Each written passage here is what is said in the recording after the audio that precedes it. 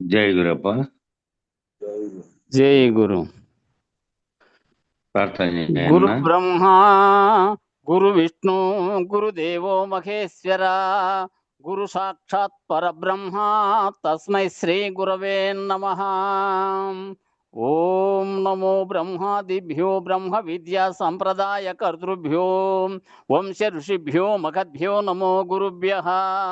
సర్వోపప్లవరహిత ప్రజ్ఞాన ఘన ప్రత్యగర్ధో బ్రహ్మైవాహమస్మి అహం పదార్థరహితః.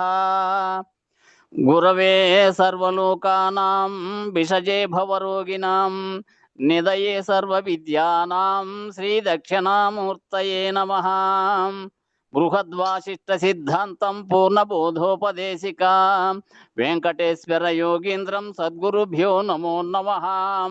ఆత్మానాత్మమతీతమనిశం కేవలాత్మోపదేశికా వేముల రామయార్య యోగీంద్రం సద్గురుభ్యో నమో నమః. క్షరాక్షరమతీతం చ అచల పూర్ణోపదేశికా శ్రీ పూర్ణానంద పుల్లయార్య సద్గురుభ్యో నమో నమః. ద్వయాత్మరహిత సిద్ధాంతం పరమపురుష ప్రబోధకాం శ్రీ వివేకానంద సుబ్బయార్య సద్గురుభ్యో నమో నమః. అస్మద్గురు సమారంభం కృష్ణ సాందీప మధ్యమాం ఓంకార పీఠ పర్యంతం వందే గురు పరంపరం. జై సద్గురు ప్రభు మహారాజుకు జై. గురు పరంపరముకు జై. ప్రభాత సేవ రచన జోషుల జనని గారు. ప్రభాత సేవా జయరే ఓ భక్తులారా ప్రభాత సేవా జయరే. ప్రభాత వేళ యందు ప్రభువును లేవాదీసి ప్రభాత వేళ యందు ప్రభువును లేవాదీసి కాలకృత్యములు తీర్చి కరుణించుమని వేడా ప్రభాత సేవా జయరే. మేలు కొమ్మని వేడరే ఓ భక్తులారా మేలైన పాట పాడరే. మేలు కొమ్మని వేడరే ఓ భక్తులారా మేలైన పాట పాడరే. మేలు కొమ్మని వేడి మేలైన పాట పాడి మేలు కొమ్మని వేడి మేలైన పాట పాడి సాలాగాను తీంచి సాష్టంగ పడను రారే ప్రభాత సేవా జయరే. పాదంబులను గడుగరే ఆ పైన ప్రభునకు హస్తములను గడుగరే. పాదంబులను గడుగరే ఆ పైన ప్రభునకు హస్తములను గడుగరే. మోదంబు తోడ ప్రభుని మోము ప్రక్షాళనిచ్చి మోదంబు తోడ ప్రభుని మోము ప్రక్షాళనిచ్చి పాదులే నట్టేరుక ప్రభుని పాదాల నుంచ ప్రభాత సేవా జయరే. స్నానానుష్ఠానమివ్వరే సద్గురునికిపుడే జరియంచు దుస్తులివ్వరే. స్నానానుష్ఠానమివ్వరే సద్గురునికిపుడే జరియంచు దుస్తులివ్వరే. స్నానానుష్ఠానమిచ్చి జరియంచు దుస్తులిచ్చి స్నానానుష్ఠానమిచ్చి జరియంచు దుస్తులిచ్చి భూషానాదుల పెట్టి మోసం ఎరుక వీడి ప్రభాత సేవా చేయరే. మల్లె మొల్లలు పువ్వులు మందార మాలతి పొగడ గన్నేరు పువ్వులు. మల్లె మొల్లలు పువ్వులు మందార మాలతి పొగడ గన్నేరు పువ్వులు.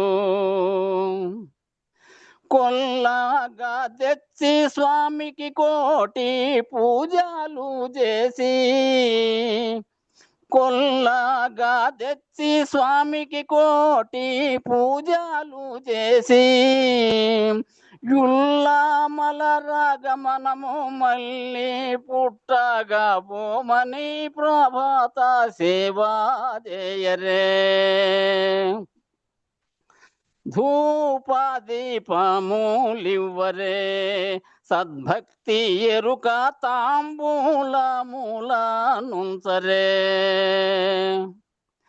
ధూపదీపములివ్వరే సద్భక్తి ఎరుక తాంబూలములనుంచరే. ధూపదీపములిచ్చి తుచ్చంపు ఎరుక వీడి ధూపదీపములిచ్చి తుచ్చంపు ఎరుక వీడి కోపతాపముల బాసి కోర్కెలన్నీయు వీడా ప్రభాత సేవా చేయరే. నైవేద్యముల నివ్వరే మా ప్రభునాకిపుడే నానా ఫలముల నివ్వరే. నైవేద్యముల నివ్వరే మా ప్రభునాకిపుడే నానా ఫలముల నివ్వరే. నైవేద్యములనిచ్చి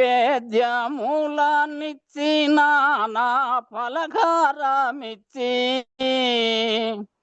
నైవేద్యములనిచ్చి నానా ఫలహారమిచ్చి పానీయములనిచ్చి పాటలు పాడరండు ప్రభాత సేవా చేయరే. పీల్కనవాసుడితడే ఆచార్యులైన లక్ష్మణ దేశికేంద్రులే. పీల్కనవాసుడితడే ఆచార్యులైన లక్ష్మణ దేశికేంద్రులే. దాసుడైనట్టి జననికి ఆశాలు కోసివేసి దాసుడైనట్టి జననికి ఆశాలు కోసివేసి నాశారకితునకిపుడే ఖారాతులివ్వరండు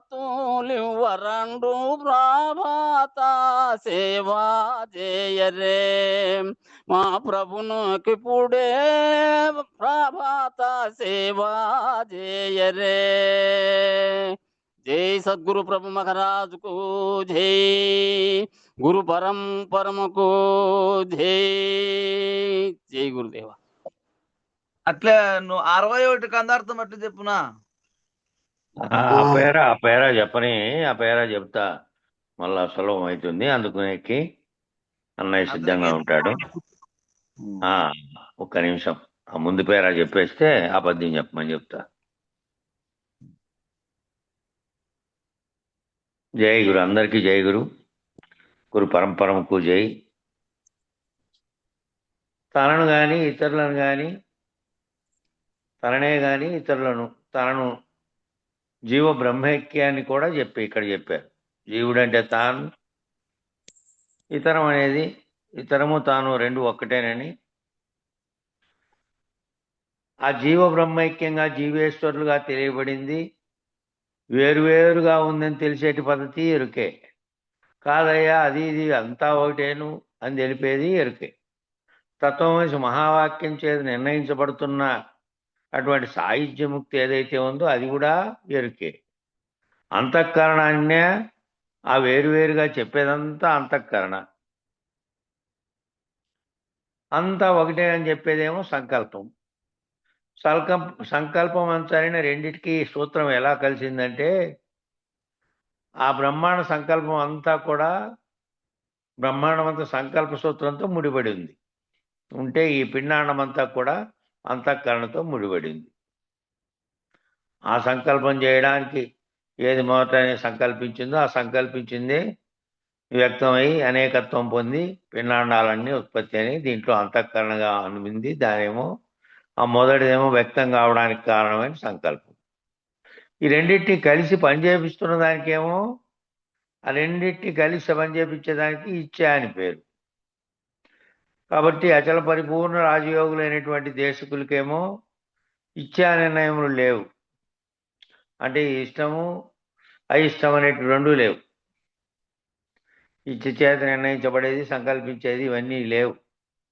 రహితమైపోయినటువంటి సంకల్పరహితమైనటువంటి స్థితిలో ఉన్నారు. కాబట్టి పిండ బ్రహ్మాండములు రెండు ఒకటేననే బ్రహ్మం అనే స్థితి కూడా నిర్ణయం దాటినటువంటి వారు కాబట్టి అది కూడా లేదు అని నిర్ణయం. ఇచ్చా నిర్ణయము లేవని నిర్ణయము. అది ముగిసిండేది. ఇప్పుడు 61వ కందార్థం చెప్పన్నా.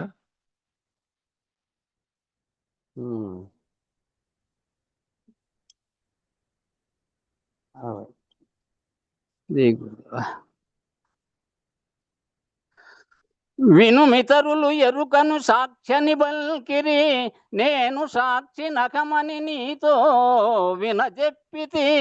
ఇంతియే వేరనకూడదు రెంటినొక్కటని తెలుసుకోరా. మాటల భేదామనిగా నుక్కోరా. అనరాని వినరాని కనరాని భయాలందు తనకై తానరుదెంతి తనకై తా జనుని సాక్షని తెలుసుకోరా. మాటల భేదామనిగా నుక్కోరా.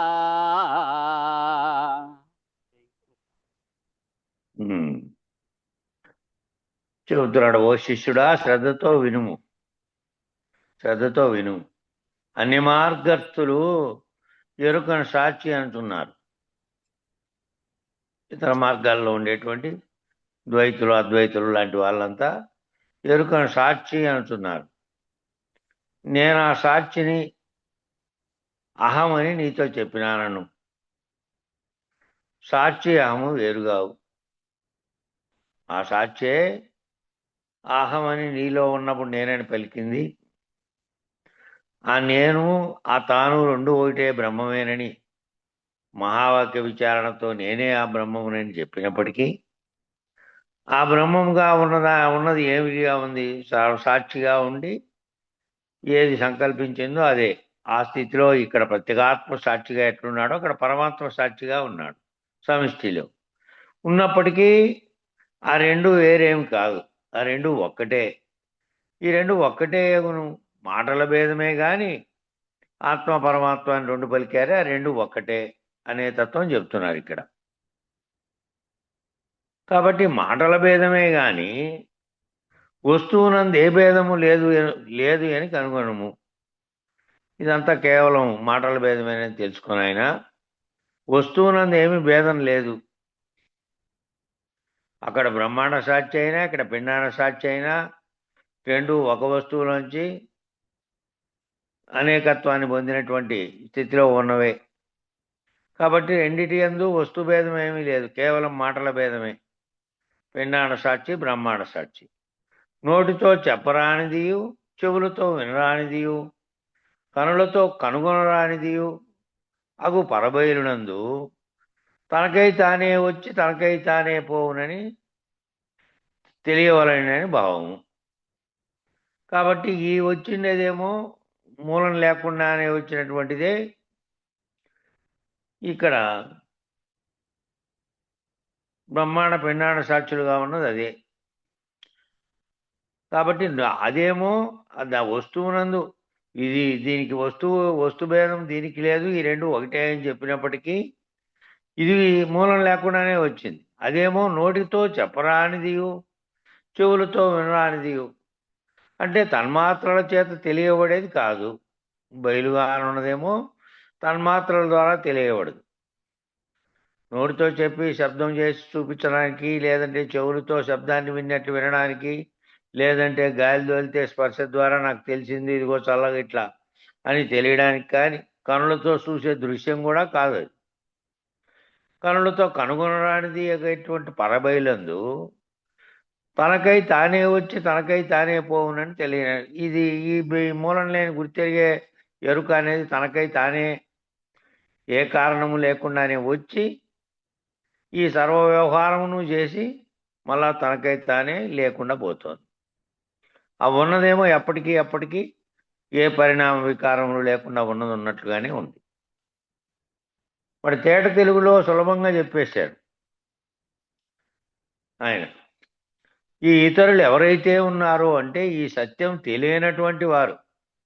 ఇతరులు అనే పదం వాడారు. ఇతరులు ఈ విధంగా సాక్షి అంటున్నారు అని ఎవరిని గురించి అన్నా అంటే ఇతరులు, ఇతర భావం పొంది అచల భావంలో ఉండేవాళ్ళు కాకుండా ఇతర బోధస్తులు. వాళ్ళు ఎవరైతే ఉన్నారో వాళ్ళు ఈ సత్యం తెలియనటువంటి వారు. వాళ్ళకి సత్యం తెలియక సత్య దర్శనం లేనటువంటి వారు. వాళ్ళు బ్రహ్మనిష్ఠులు కానటువంటి వారు. బ్రహ్మనిష్ఠులైనటువంటి వారేమో మనుషులను రెండుగా విభజించారు. ఈ కందార్థంలో అయితే బ్రహ్మనిష్ఠులు వాళ్ళంతా మహర్షులు, ఋషిపుంగవులు బ్రహ్మనిష్ఠులైనటువంటి వారు. ఇక రెండవ వర్గం వారు బ్రహ్మనిష్ఠులు కానటువంటి వారు. బ్రహ్మనిష్ఠులు కానివారు ఏం చెబుతున్నారంట అంటే, బ్రహ్మనిష్ఠులు కానివారు ఎరుక గురించి అంటే సాపేక్ష దృష్టి అది సాక్షి అని చెప్పారు. ఈ నేనటువంటిది సాక్షిగా ఉంది అని బ్రహ్మనిష్ఠులు కాని ఎవరైతే ఉన్నారో వాళ్ళు నేను గురించి తెలుసుకునే ప్రయత్నంలో ఈ నేను సాక్షి అని చెప్పారు. అంటే ఇటు పిండాండ సాక్షి ఆ బ్రహ్మనిష్ఠులే అని చెప్పితే అక్కడ బ్రహ్మనిష్ఠులైన వారు చెప్పారంటే నేనే ఆ బ్రహ్మాండ సాక్షిగా ఉన్నది కూడా నేనే. ఇక్కడ వ్యష్టిగా పంచీకరణ చేస్తేనేమో ఇక్కడ వ్యష్టి అయింది. ఈ వ్యష్టి సమిష్టులు రెండు ఒక్కటేను. ఈ పంచీకరణ జరగకముందు ఏదైతే సంకల్పించిందో అదే బ్రహ్మముగా ఉండి సృష్టికి కారణమై ఉన్నది అని చెప్పే స్థితి లేకపోతేనేమో బ్రహ్మాండ సాక్షిగా ఉంది.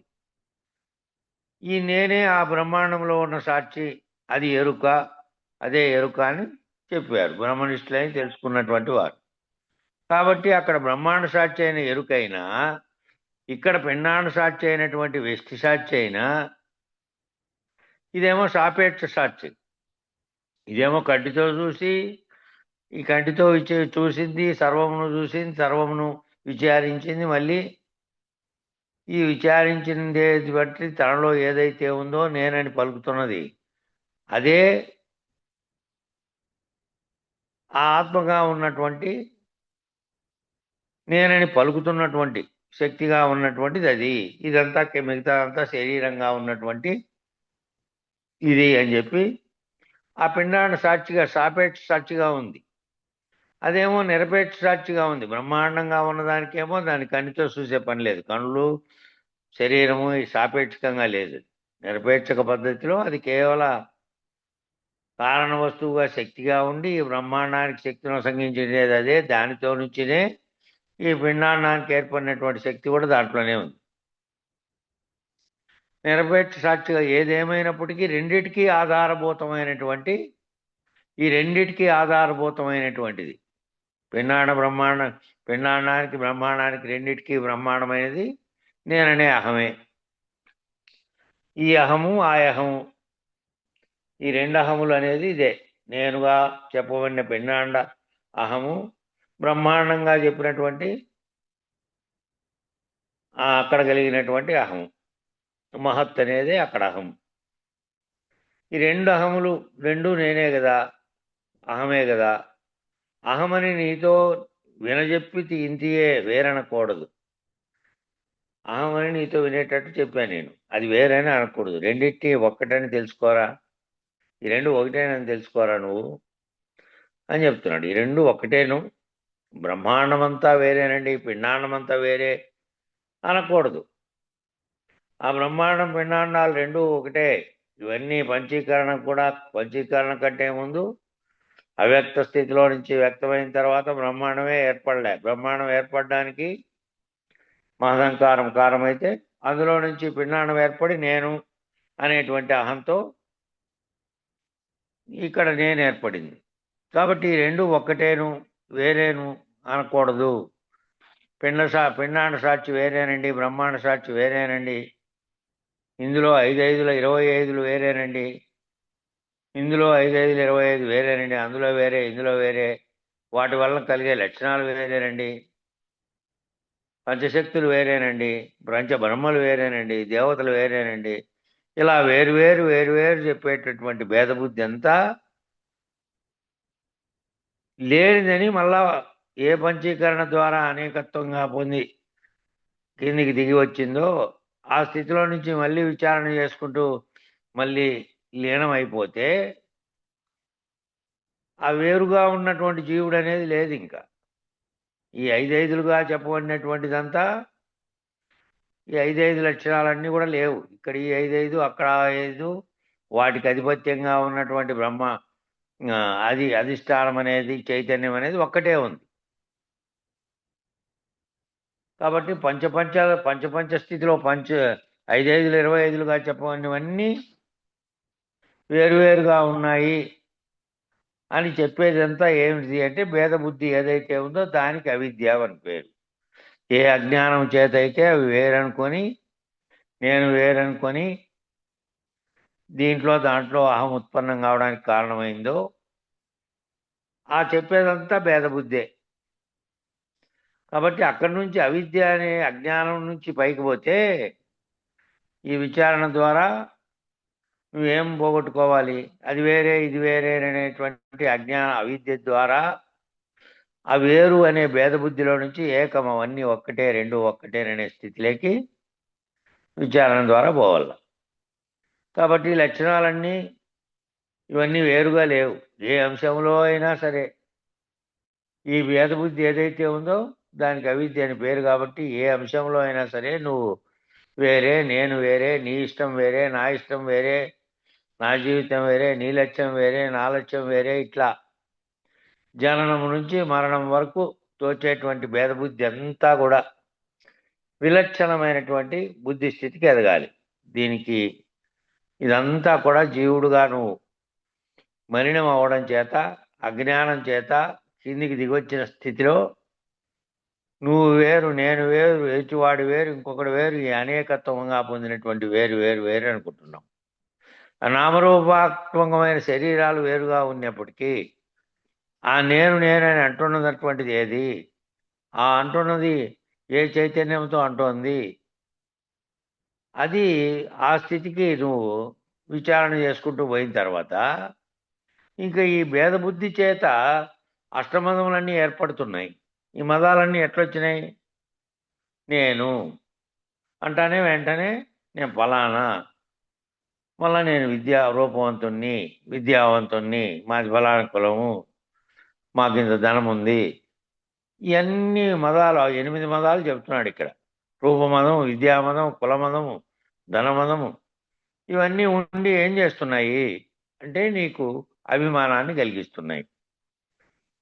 ఆ అభిమానం ఏం చేస్తోంది? మళ్ళీ అహంకారాన్ని కలిగిస్తోంది.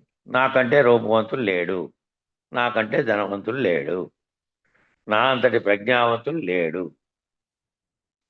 నా అంతటి ఆరోగ్యవంతులు లేడు.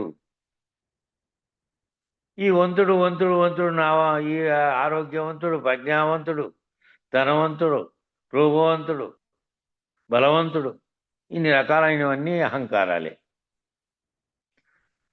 ఈ వంతులన్నీ ఒక కాలానికి నీ నెత్తి మీదకే ఎక్కి నిన్నే అణిచివేసేటువంటి అవిద్యాభూతాలు. ఇవన్నీ ఏంటో గొప్పవని అనుకుంటున్నావు. ఇప్పుడు కొంతకాలానికి ఏమవుతాయంటే అవే నీ నెత్తి మీదకి ఎక్కి నేను అణిచేసేటువంటి అవిద్యాభూతాలుగా ఉన్నాయి. అవన్నీ ఆ స్థితిలో ఎల్లప్పుడూ ఉండవు. అవి ఆయా స్థితిలో ఉంది. బ్రహ్మాండమైనటువంటి ప్రపంచ సుందరిగా ఎన్నికైన ఆమె ఏమవుతుంది కొన్ని రోజులకు ఆరోగ్యం క్షీణించకపోని, లేదంటే ఊరికే ఉండని, ఆరోగ్యంగానే ఉండని, ముసలి వయసు అయిపోయిన తర్వాత, శరీరం వంగిపోయిన తర్వాత, అన్ని ఎముకలన్నీ ఇదైపోయిన తర్వాత ఏ స్థితిలోకి వస్తుంది ఆమె? అట్లా అందంగా ఉంది ఆ అందం అనేది శరీరానికి సంబంధించింది. మధ్యలో వచ్చినటువంటి భావన నీకంతే, నేను అట్లున్నాను అనేది. అది కూడా మళ్ళీ ఏమీ ఉండదు. నాకంటే ధనవంతులు లేడు అన్నాడు. కొన్నాళ్ళకి డబ్బులన్నీ పోయిన తర్వాత ఆ డబ్బులు నువ్వు ఉన్నట్లే పోవచ్చు, మళ్ళీ నీ తర్వాత అయినా నువ్వంతా సంపాదించి మూల పెట్టానని చెప్పినది నువ్వు లేకుండా పోవచ్చు. కాబట్టి ఇంతటి ప్రజ్ఞావంతులు లేడు అనేది, అంతకంటే ఇంకా ప్రజ్ఞావంతులు దండిగా మళ్ళా సృష్టిలో ఏర్పడుతుంటారు. దానికంటే మించిన తెలివైన వాళ్ళు కూడా వస్తారు. కాబట్టి నా అంతటి ఆరోగ్యవంతులు లేదంటే నువ్వు ఈడే ఉంటావు. ఎంత ఆరోగ్యంగా నుండి ఇంకో 10 ఏళ్ళు వాయిదా పడుతుంది అంతే, చనిపోయేది అంతే తప్ప ఇంకోటి ఉండదు. ఎంత ఆరోగ్యంగా ఉన్నా దాని సమయం వచ్చినప్పుడు అది వెళ్ళిపోతుంది. కాబట్టి ఈ వంతులు అనేటివన్నీ నీ నెత్తి మీదకే ఎక్కి నిన్ను అణిచివేసేటువంటి అవిద్యాభూతం. నిన్ను నీకు తెలియకుండా నేనంటే ఏమిటి, నా నిజ నేను ఈ శరీరంతో కలిసి ఈ ఆనందంతో, ఈ అందంతోనో, ఈ ధనంతోనో, దీంతో కలిసి ఉందా? నా నిజ నేను ఎక్కడుంది అని నీ నిజ నేను తెలుసుకోనీయకుండా అవిద్య చేత కిందికి దిగి వచ్చేటట్టు చేస్తున్నాయి.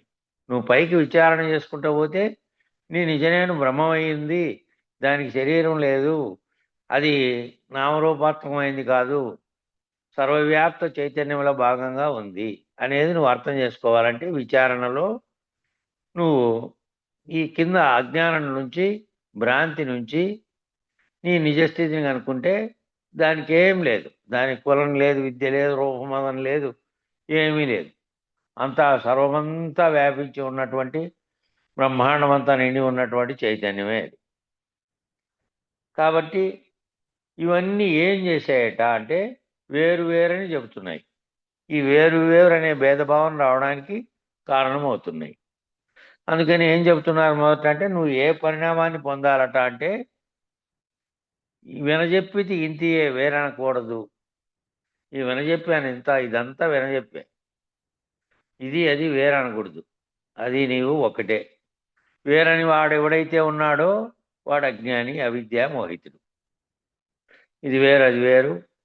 ఇక్కడేమో ఇది పిండాండ సాక్షిగా ఉన్నాడు, అక్కడ బ్రహ్మాండ సాక్షిగా ఉన్నాడు. ఈ సాక్షి అనేవాడు లేకుండా పోతే ఆడ సాక్షి ఉన్నా, ఆడున్నవాడే ఈడున్నవాడి, ఈడేమో ప్రతిబింబ చైతన్యంతో ఉన్నాడు, అక్కడేమో బింబ చైతన్యంతో ఉన్నాడు. కాబట్టి ఆ బ్రహ్మం వేరు, ఈడు వేరనే, నేను వేరనేది లేదు. ఇంకా వేరన్న వాడు ఎవడన్నా ఉంటే అజ్ఞానిగా, అవిద్యామోహితుడుగా ఉన్నాడు. కాబట్టి ముందు దీన్ని దాటాలన్నమాట. దీన్ని దాటితే విలక్షణమైన స్థితిలో, సర్వసాక్షి అయినటువంటి స్థితిలో, బ్రహ్మీభూత స్థితిలో నిలకడ చెందేటువంటి విధానం వస్తుంది. అక్కడ నిలకడ చెందాలంటే ముందు ఈ నేనుతో ఏమేమి తాదాత్మ్యం చెందాయో వాటినన్నింటిలో నుంచి విడిపోవాలి. ఈ వేరు అనే భావనలో నుంచి ముందు విడిపోవాలి. కాబట్టి వేరు అని అన్న వాళ్ళంతా ఇక అజ్ఞానము, అవిద్య దీన్ని దాటేది ఎట్లా దాటుతారు? దాటలేరు. దాటాలంటే మొత్తం ఒక్కటేననే భావం ముందు రావాలి. ముందు దీన్ని దాటితే దాని విలక్షణమైన స్థితిలో, సర్వసాక్షి అయినటువంటి స్థితిలో, బ్రహ్మీభూతమైనటువంటి నేనే బ్రహ్మాండ సాక్షిని, ఆ నేననేది అక్కడ లేదు, ఇక్కడ లేదు.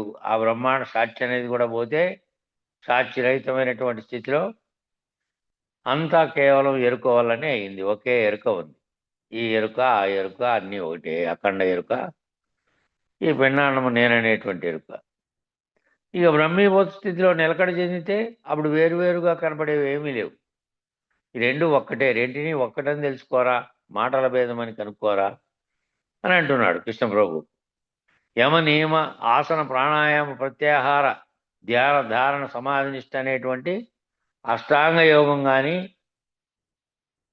ఈ 8 రకాలైనటువంటి ఆ యోగాలు కానీ, ఇక శుభేచ్ఛ, తనుమానసి, అసంశక్తి, తుర్యగా అట్లా ఉన్నటువంటి జ్ఞాన భూమికలు కానీ, లేదంటే అజ్ఞాన భూమికలుగా ఉన్నటువంటి అజ్ఞాన భూమికలు కానీ ఎన్ని రకాలుగా చెప్పుకున్నా సరే ఈ సాధనా మార్గంలో ఇది వేరే అది వేరే అనేటువంటి భ్రాంతి కలుగుతూనే ఉంటుందట.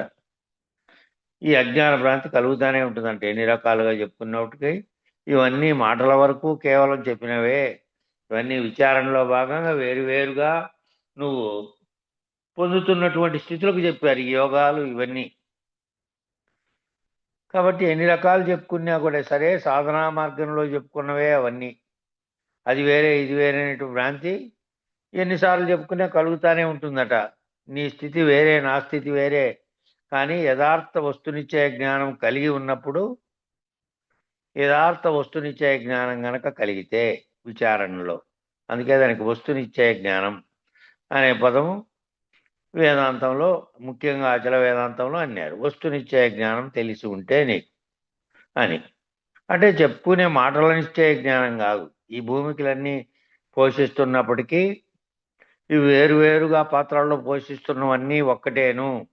ఎన్ని పదాలు వాడుకున్నప్పటికీ ఒక్కటే కారణం. మూలం లేకుండా వచ్చినది సర్వ సృష్టికి కారణమైనది అవ్యక్తం నుంచి వ్యక్తమైంది. ఆ వ్యక్తమైన దాంట్లో మాయ అనేటువంటి తోడై బ్రహ్మాండహం చేత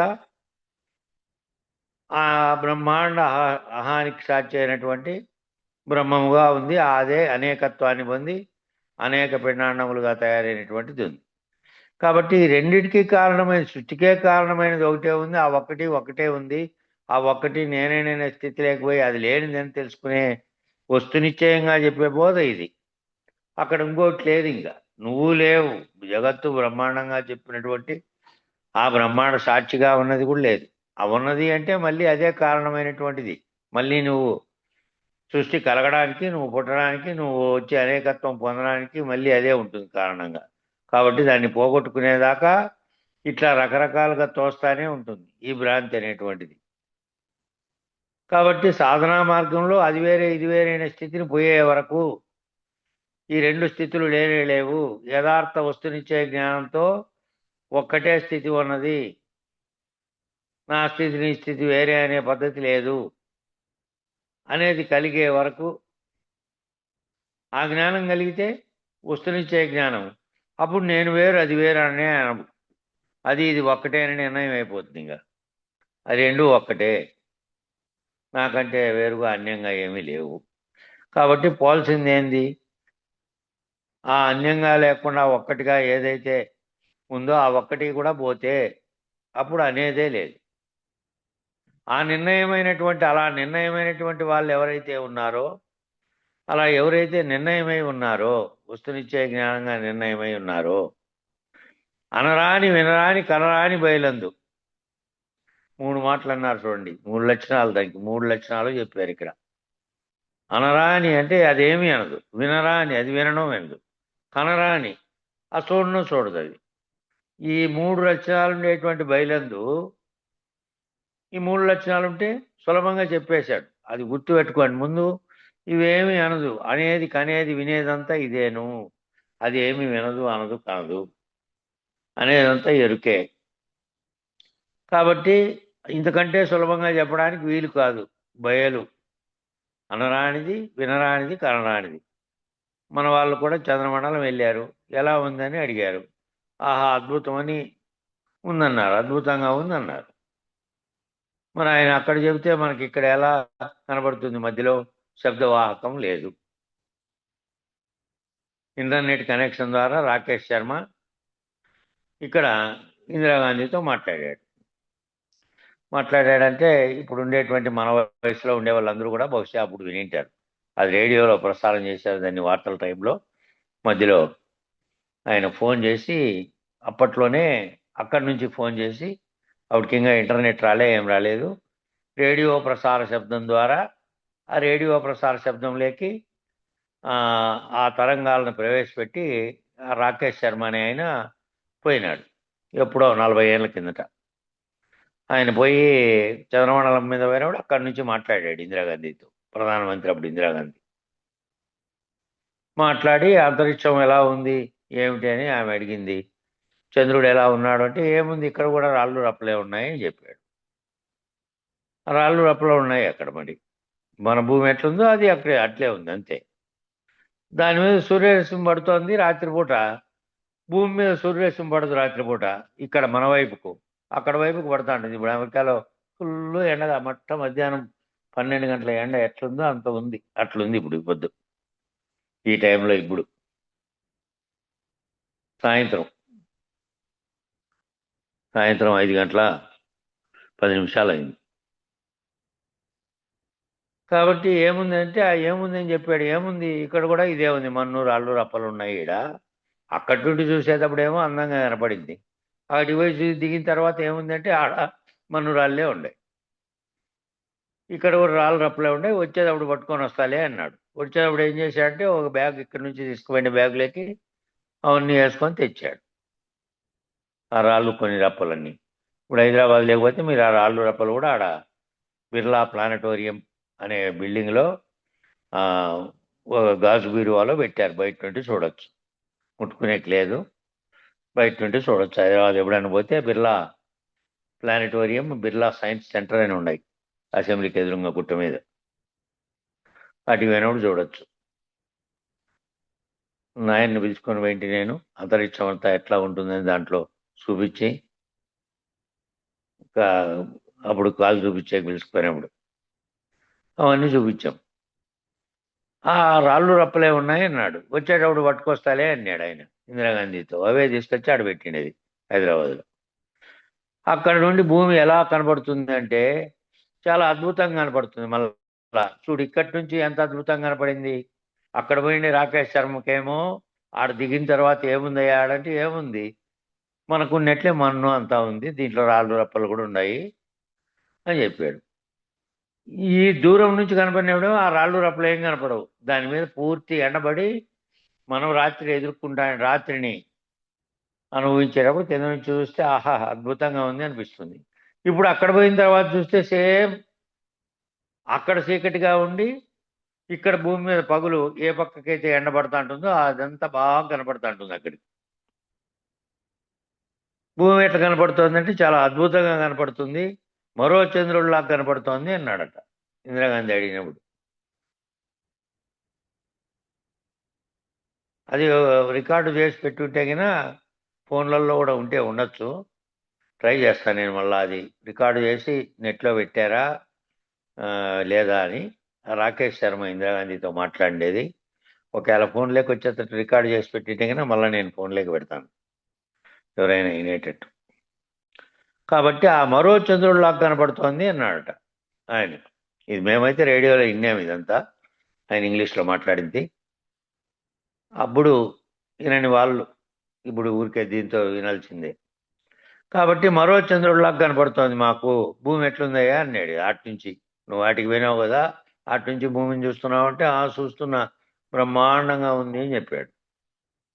అటు తిరిగి చూస్తే నల్లగా కారు నలుపుతోటి అంతరిక్షము వ్యోమము బయలు వ్యాపించి ఉంది. అవతలకి చూస్తే ఏముందయ్యా అంటే ఏమి లేదు, నల్లగా. ఇంకా అవతలకి కనపడదు కదా, సూర్యరశ్మి ఎక్కడి నుంచి కిందికి కనపడుతుందో ఆ కిందికి సూర్యుని యొక్క వెలుగులో ఈ గ్రహాలన్నీ భూమితో సహా చంద్రునితో సహా కనపడుతున్నాయి. ఇంకా అవతలకి చూస్తే ఏం కనపడుతుంది, అవతల నుంచి అవతలకి అంతా అంతరిక్షంగా కనపడుతోంది. వ్యోమం అంటే ఆకాశంగా కనపడుతోంది, శూన్యంగా, బయలంతా వ్యాపించి ఉంది అని చెప్పాయంట. కాలస్వరూపిణి మూలశక్తి, కృష్ణబిలాంతర్గతమైనదంతా కూడా మూలశక్తి. కృష్ణబిలం అంటే నేను చెప్పా ఇంతకుముందే, ఆ నల్లగా ఉండేటువంటి ఓ కృష్ణబిలం అనేటువంటి ఆ బిలాలు ఉన్నాయి పైన అంతరిక్షంలో. అందులోకి బ్రహ్మాండం అంతా ఈడ్చుకుంటుంది. అది కాలము అయిపోయి ఎప్పుడైతే లయమవుతుందో అప్పుడు అని. ఆ కాలస్వరూపిణి మూలశక్తి కృష్ణబిలాంతర్గతమైనదంతా కూడా అక్కడ ఉంది. మూలశక్తి కాళిక, మహాకాళి. ఆవిడని చూస్తేనేమో అక్కడేమో శబ్దం పనిచేయట్లేదు, ఆటికి పోయి చూస్తే ఆడ శబ్దం ఉందో ఏమీ లేదు. అనరానిది వినరానిది అన్నట్టు ఆటికి పోతే ఏమీ చెప్పడానికి కూడా లేదు, కనడానికి లేదు, శబ్దం లేదు, నాదం లేదు, అనేది లేదు. అది కనాలంటే ప్రకాశం ఉండాలి. ఆ ప్రకాశ స్థితి దాటిపోయిన స్థితి ఉంది ఆడ అంతరిక్షంలో. ప్రకాశ స్థితి అంతా కిందికి, సూర్యుడు దానికంటే కింద ఉన్నటువంటి వాటి వల్లే కనపడుతున్న స్థితి ఉంది, నక్షత్రాలు కట్టి కిందికి. అవతలకి పోతే ఏముంది? అవతల ఏమీ లేదు. శబ్దం లేదు, నాదం లేదు, కనం లేదు, కనబడేది లేదు, వినబడేది లేదు. కనబడాలంటే ప్రకాశం ఉండాలి, కానీ ప్రకాశం కూడా లేదు. ప్రకాశం లేదు, సరే చీకటి ఉందామా అంటే చీకటి కూడా లేదు. చీకటి కాదు, ప్రకాశము కాదు, పగులు కాదు, రాత్రి కాదు, శబ్దము కాదు, నిశ్శబ్దము కాదు, నాదము కాదు, అనాహత నాదం అందామా అది కూడా కాదు. ఇలా రెండు రెండుగా దిప్పుటిగా చెప్పబడేది ఏది కూడా ఆ బయలులో లేదు. ఏ రకమైన స్వరూపం చెప్పేకి లేదు. అంతకుముందు వేరు అని చెప్పినప్పుడేమో త్రిపుటి. వేరు అని చెప్పిన దానికి కారణమైందేమో త్రిపుటిగా ఉంది. మూడుగా కనబడేటువంటిది దృశ్యంగా ఉంది, చూసేటువంటి దృష్టి, ఆ ఆ దృశ్యాన్ని చూస్తున్నటువంటి ద్రష్ట. ఆ త్రిపుటి బ్రహ్మనిష్టకు వచ్చేటప్పటికి, అద్వైత స్థితి పొందేటప్పటికి అదంతా ఒక్కటిగా ఉన్నదనే స్థితిలో నుంచి అక్కడికి పోయి చూస్తే అదంతా ఏమీ లేదు, లేకుండా పోయింది. అద్వైత స్థితి కలిగిన తర్వాత మిగిలిన దానికి, అద్వైత స్థితి కలిగి ఆ ఒక్కటిగా ఉన్నది అని చెప్పిన తర్వాత ఆ మిగిలిన దానికి ఏమిటంటే ద్విపుటి అని పేరు. త్రిపుటి ఏమో తెగిపోయింది, ద్విపుటి ఉంది. కాబట్టి నాదబిందు కళలని త్రిపుటి తెగిపోయింది. ఈ నాద బిందు కళలు ఎక్కడైతే తెలియబడుతున్నాయో, శబ్దము, ప్రకాశం అనేటువంటి దాని ద్వారా వెలుగు, దానితో తెలియబడుతున్న దృశ్యము అనేటువంటిదంతా త్రిపుటిలో ఉంది. అది తెగిపోయింది, అది తెలిసిపోయింది. అనాహత నాదం ఎక్కడైతే లేదో, నిశ్శబ్దం అనేటువంటి శబ్దరహిత స్థితి లేదో, ఆవరణ రహితం, ఇంకా ఏదైతే ద్విపుటికి అవతల ఉన్నవారికి, ఆ ద్విపుటికి అవతల ద్విపుటికి అవతల త్రిపుటి రహితమైన తర్వాత ఏముంది ఇంకా అంటే, ఒకటి ఆవరణ కలిగి ఉన్నది సమస్త బ్రహ్మాండం అందులో ఉంది. దానికి అవతల ఉన్నటువంటిది ఆవరణ రహితమైనటువంటిది. ఆవరణ లేని దానికి బయలని పేరు. ద్విపుటికి అవతల ఉన్నదానికి బయలని పేరు. ఎరుక లేనెరుక, ఇది కూడా ఒక మెలికే. ఈ ఎరుక లేనెరుక అనేది కూడా ఒక మెలికే. ఎరుక అంటే తెలుసుకుంటోంది, లేనెరుక అంటే లేనెరుక కూడా తెలుసుకుంటోంది. లేనెరుక అనే దాంట్లోనే ఇది లేనిది అని చెప్పి లేనెరుక అనే దాంట్లోనే కదా బోధ చెప్తున్నాము, అన్నీ చదువుతున్నాం, వింటున్నాం, చూస్తున్నాం, కంటున్నాం. లేనెరుక ఇది కూడా ఒక మెలికే, అంటే ఇది కూడా ఒక దిగుపుటే. లేనెరుకలో ఉండి నువ్వు అశరీరుడైన తర్వాత కూడా కనపడుతున్నటువంటి దాంట్లో ఉన్నావు, వచ్చినావు, మాట్లాడుతున్నావు, బోధిస్తున్నావు. లేనెరుక ఏమంటే అది లేనిదని తెలిసి ముందే ఆ లేనిదాన్ని మళ్ళీ వానికి చూపించాలంటే ఉన్నదాంతో చెప్పేయాలి. కాబట్టి చూపించాలి, ఇదిగో ఇది ఎలా ఉందని. అది కావాలి. కాబట్టి నువ్వేమో వెలుతురు లేని స్థితిలో నువ్వు బ్యాటరీ తీసుకొని పోయినావు. పట్టుకుంటున్నటువంటి స్థానానికి పోయి అక్కడ పోయి ఆ బ్యాటరీ కూడా ఆఫ్ చేసి, ఏ దాని ద్వారా చూసావో దాంతో ఇంక అవసరం లేదు, నిద్రపోయే స్థితిలో ఇంకా అని చెప్పి దాన్ని ఆఫ్ చేసి, ఇంకా వెలుతురు అక్కర్లేదని అక్కడ పడుకున్నావు అనుకో, మళ్ళీ వారు వచ్చి లేపారనుకో. ఎందుకు అంటే ఈ వీడు కూడా దీంట్లో నుంచి దాటుకోవాలి, దానికి మార్గం తెలియక ఆటికి పోయి వచ్చాడు. కాబట్టి నువ్వు మళ్ళీ అది వేసావు, అదే లైట్ వేసి, ఇదిగో నువ్వు ఇట్లా నాయన, ఇక్కడ ఇటుకు వచ్చిన తర్వాత నువ్వు కూడా ఇక్కడ చేరిన తర్వాత దీన్ని ఆఫ్ చేసేస్తాను అని లేనెరుకలో ఆ లేనెరుక అనే లైటే వేసి, మళ్ళీ ఆ వచ్చిండే ఆయన్ని కూడా పిలుచుకొని అటుకు వచ్చిన తర్వాత ఆఫ్ చేసావు. ఇంక అవసరం లేదు ఇద్దరికి. కాబట్టి ఎక్కడికి చేరుకోవాలో అక్కడ చేరుకున్న తర్వాత అలా వెలుతురు కూడా అవసరం లేదు. ఆ ప్రకాశం అనే ఆ లేనెరుక అనేదే లేని దానితోనే ఆ లేనిది అనేది చూపించావు. కాబట్టి అది ఒక మెలిక. అది కూడా అర్థం చేసుకుంటే ఇది కూడా ఒక ద్విపుటే. ఖండ ఎరుక, అఖండ ఎరుక, ఇది కూడా ద్విపుటే. ఇలా ద్విపుటులన్నిటినీ మూలచ్ఛేదం చేయబడాలి. మూలంలో ఏది రెండుగా చెప్పబడుతున్నవన్నీ లేని స్థితి కావాలి. త్రిపుటి అంటే రెండు చెప్పేది, త్రిపుటి ఏమో మూడు ఉన్నాయట. కాబట్టి రెండుగా చెప్పబడేటి కూడా లేనటువంటి మూలచ్ఛేదం అయిపోయినటువంటి స్థితిలో అలా చేయబడిన అట్లా ఎవరైతే చేయబడినారో మూలచ్ఛేదం చేసి తనకై తాను అరుదించి తనకై తాను చను ఈ సాక్షి అనిండే ఉదాహరణ. నేను జీవుడన్నా సాక్షే, నేను ఆత్మన్నా సాక్షే, నేను బ్రహ్మన్నా సాక్షే, నేను పరబ్రహ్మన్నా సాక్షే. సాక్షి అతీతం కూడా అఖండ ఎరుకలో భాగమే. ఆ సాక్షికి నేను అతీతం అన్నా కూడా అఖండ ఎరుకలో భాగమే. ఎరుకే లేదు, ఇంక చెప్పడానికి మాట లేదు, చెప్పడానికి చెప్పే స్థితి లేదు, అఖండ ఎరుక కూడా లేదు. తుర్యాతీతం అని చెప్పబడే లేనెరుక బయలు నిర్ణయం అవగానే తుర్యం కూడా లేదు, తుర్యాతీతము లేదు. బయలు నిర్ణయం అయిన తర్వాత బోధ లేదు, అవబోధ లేదు. కాబట్టి ఇలా చెప్పేటువంటివన్నీ లేవు. ఇంకా అక్కడ దాకా విచారణ చేసిన వాడు అక్కడ సాక్షిగా ఉన్నటువంటి జీవుడనే సాక్షి, ఆత్మనే సాక్షి, నేను బ్రహ్మం అనేటువంటి సాక్షి, నేను పరబ్రహ్మం అనే సాక్షి, సాక్షికి అతీతంగా ఉన్నా అనేటువంటి సాక్షి, తుర్యం అనే సాక్షి, తుర్యాతీతం అని చెప్పబడేటువంటి లేనెరుక. ఆ స్థితిలో బయలు నిర్ణయం కనుక అయితే, తుర్యాతీతమైనటువంటి బయలు నిర్ణయం అయితే, ఇక తుర్యముగా చెప్పబడింది లేదు. తుర్యములో మూడవస్థలకు సాక్షిగా ఉన్నాడు, మూడవస్థల్ని ఏం జరుగుతున్నాయో దాన్ని దాటినటువంటి స్థితిలో ఉన్నాడు. ఆ నాలుగోదైనటువంటిది లేదు, తుర్యాతీతం కూడా లేదు. బోధ అవబోధ ఇంకా పదాలు అనేటివి ఏమీ లేవు కదండి. మాటలన్నీ దీంట్లో వచ్చినాయి, మాటలన్నీ ఎరుకలో నుంచే వచ్చాయి. ఎరుక రహితమైనటువంటి స్థితిలోకి పోయిన తర్వాత ఇంకా అట్లా చెప్పినటువంటి ఆ దిపుటి అనేది లేదు.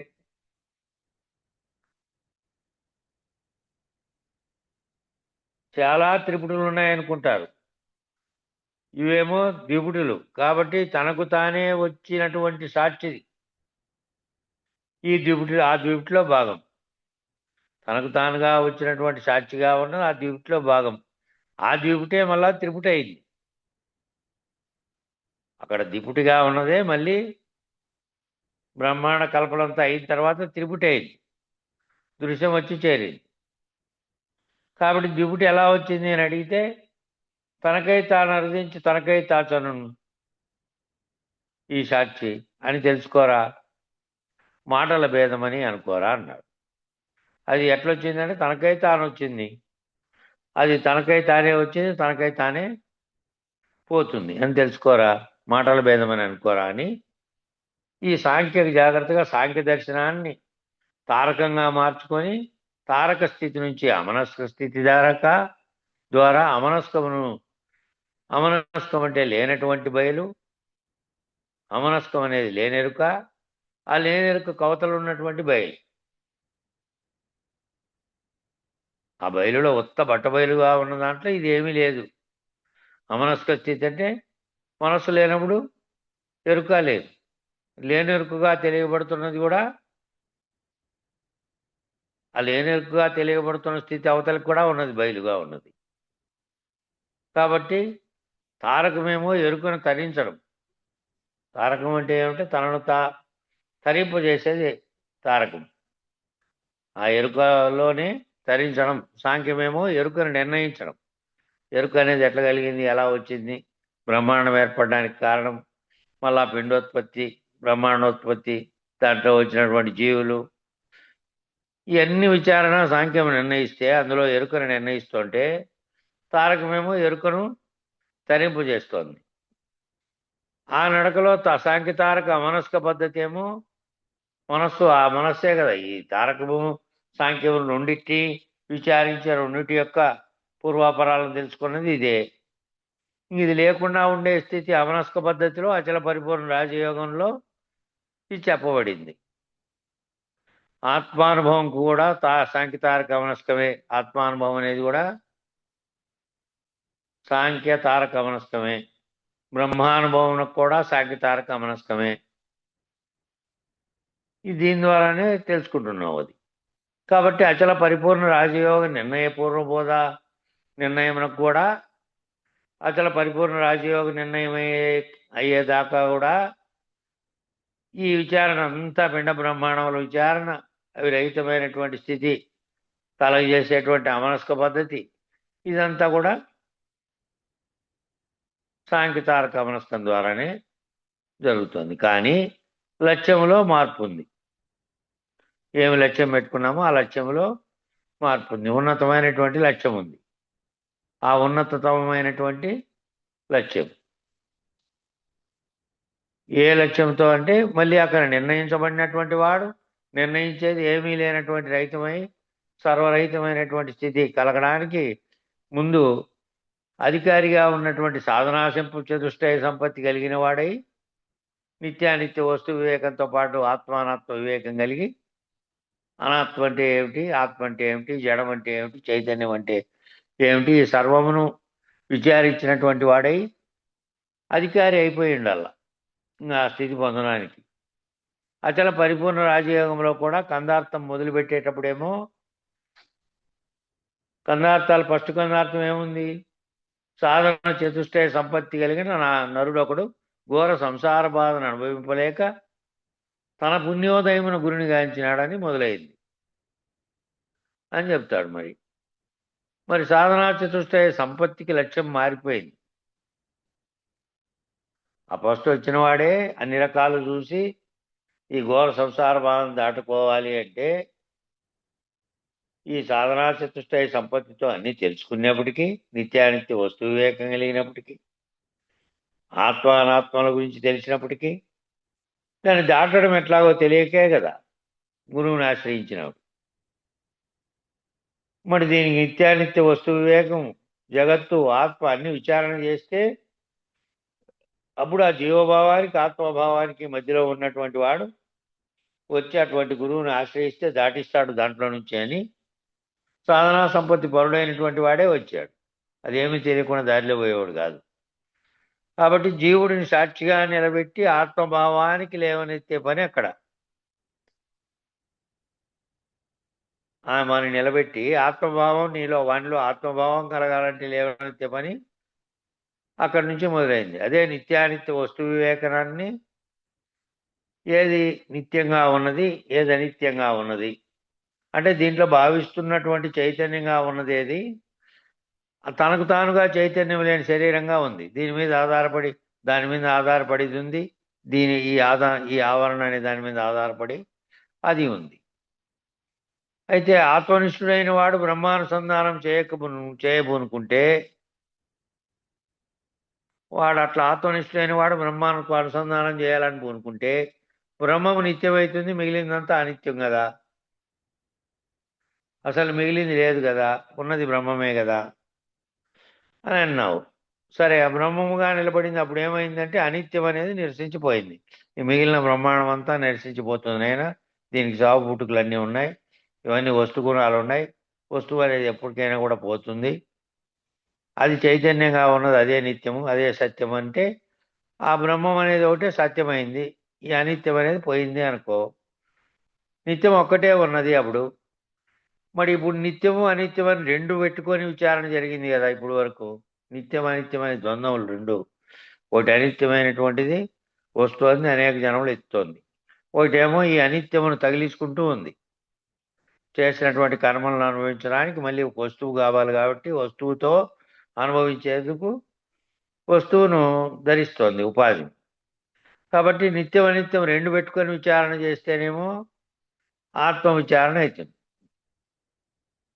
అసలు అనిత్యం నాకు తోచడం లేదయ్యా అన్నాడు అనుకో, తోస్తున్నదంతా కూడా ఉన్నదంతా బ్రహ్మంగా నిర్ణయాన్ని పొందినాడు అనుకో, ఉన్నది ఒక్కటేను, ఈ అనిత్యం అనేది నాకేం తోచట్లేదు, శరీరంగా ఉన్నది ఏమీ తోచట్లేదు, అది ఎప్పుడైనా పోయేది, నేననే పలుకుతున్న చైతన్యంగా ఉన్నదే నాకు తోస్తున్నది, బ్రహ్మం అనేదే నాకు నిర్ణయం అయిపోయింది అని అన్నాడు అనుకో, ఉన్నదంతా బ్రహ్మమేను అని నిర్ణయాన్ని పొందాను, బ్రహ్మానుసంధానమైనా, నేను బ్రహ్మనిష్ఠుడినైనా, ఉన్నదంతా బ్రహ్మమే, ఉన్నదంతా సత్తానే, ఆ సత్త అనేదే ఆత్మగా ఉన్నది, ఉన్నదంతా కూడా కేవలం కారణమే, ఆ ఉన్నదంతా బ్రహ్మమే. మళ్ళా ఇక్కడ కార్యం లేదు, ఈ కార్యం అనేదే వస్తోంది, పోతోంది, వ్యవహరిస్తోంది, పరిణామం చెందుతోంది, నశిస్తోంది, నష్టమవుతోంది, లేకుండా అయిపోతున్నది కూడా అంతా ఉంది. ఇక్కడ కార్యరూపం ధరించే స్థూలం అంతా ఏమీ లేదు, ఉన్నదంతా సూక్ష్మమే, ఆ ఉన్నదంతా అదే అని ఉన్నదంతా బ్రహ్మమే, ఉన్నదంతా దృక్కే అనేటువంటి నిర్ణయాన్ని పొందడానికే బ్రహ్మానుసంధానం అని పేరు. అది లేకుండా పోతే తప్ప ఆ ఉండేటువంటి ఆ దృక్కు ఉన్నది ఒకటే ఉంది, ఉన్నది బ్రహ్మం అంటోంది, అదే కారణంగా ఉన్నది. ఆ కారణం కూడా పోవాలి. పోతే ఇంక అవతల ఉంది ఇది అది అని చెప్పడానికి ఉండేది ఏంది లేదు. యువతలు ఉండే దానిలకే అన్ని లక్షణాలు, దీనిలకే అనేక పేర్లు, దీనిలకే అనేక వ్యవహారాలు, దీనిలకే అనేకమైనటువంటి. అవతల దానికి ఏం లేదు, పేరు లేదు, ఊరు లేదు, వ్యవహారం లేదు, ఏమీ లేదు. ఏమీ లేకుండా ఉన్నటువంటి దాన్ని కేవలం గురువు యొక్క ఊహ చేత, ఆ గురువు ఏ విధంగా కనుక్కున్నాడో ఆ ఊహతో నీకు తెలియజేస్తాడు అంతే. అవతల దాటుకునేది ఒక్కటే ఉండేది. కాబట్టి ఈ రీతిగా బ్రహ్మానుసంధానం చేసి పంచ వివేకాలలో రెండవ భాగాన్ని, ఎవరైతే ప్రతిబింబ భాగాన్ని పోగొట్టి కేవలం బింబ నిర్ణయంగా ఉండి, ప్రతిబింబ భావాన్ని అంటే నేను ప్రతిబింబంగా కనపడుతున్నటువంటి రూపాలతో ఉన్నటువంటిది కాదు, దీనికి కారణమైనటువంటి బింబం ఉన్నది, అదే దాంట్లో నుంచి వచ్చి నేను దాని రూపం నా రూపంలో కనపడుతోంది, నిజానికి ఈ రూపంగా కనపడుతున్నది నిజానికి లేదు, దీనికి కారణమైనది ఒకటి ఉన్నది అని ఈ ప్రతిబింబ భాగం లేదు, అసలైంది బింబ భాగమే అని ఆ బింబంగా నిర్ణయమైనటువంటి ఆ ఒక్కటే ఉన్నది అని అద్వైత సిద్ధి పొందినటువంటి వారు ఎవరున్నారో వారు బ్రహ్మనిష్ఠులు. వాళ్ళు ఆ వస్తు వివేకంగా తెలిసినటువంటి వారు. అక్కడ కూడా మళ్ళా ఇదే వస్తు వివేకమే ఉంది, నిత్యానిత్య వస్తు వివేకం, ఏమోత్రార్థ బలభోగ విరాగం, సమాజ షట్క సంపత్తి, ముముక్షత్వం, ఇవన్నీ సాధనా సంపత్తిలో భాగమైనటువంటివే ఉన్నాయి. కేవలం మళ్ళా ఇక్కడి నుంచి అక్కడికి విచారణ చేసినప్పుడు ఇవన్నీ జీవుడుగా ఇక్కడ చెప్పారు, అక్కడేమో బ్రహ్మాండంగా ఉన్నటువంటి దానికి కూడా అది కూడా ఈ దోషం చేతనే మలినమై, మాయ చేత మలినమై అనేకత్వంగా పొందినటువంటి స్థితి దిగొచ్చింది. అది అఖండంగా ఉన్నటువంటి స్థితి కూడా అంతే. అది కూడా లేనిదని నిర్ణయం అయ్యే వరకు ఈ విచారణలో వీడు తెలుసుకున్నదంతా సాధనా సంపత్తే, చతుష్టయ సంపత్తి అంతా. అన్వయ భేదం ఉంది, స్థితి భేదం ఉంది, నిర్ణయ భేదం ఉంది.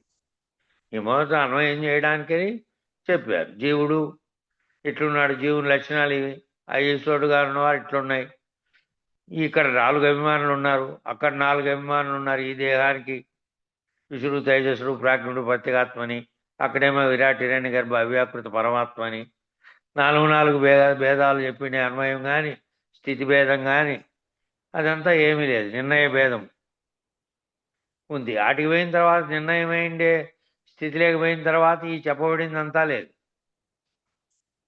ఇదంతా విచారణలో నువ్వు ఆ స్థితిని దాటుకునే వరకు పొందుతున్నటువంటిదే. మళ్ళీ ఆ సాంఖ్యం లెక్కలన్నీ ఎక్కడ పోయినో, అవన్నీ ఎక్కడ పోయిన, తారకం ఎక్కడ పోయినా నువ్వే లేవు, ఇంకా నువ్వు ఆ పొందినటువంటిదంతా లేదు. అంతా అర్థమయ్యే కోసమే అవన్నీ చెప్పారు అంతే.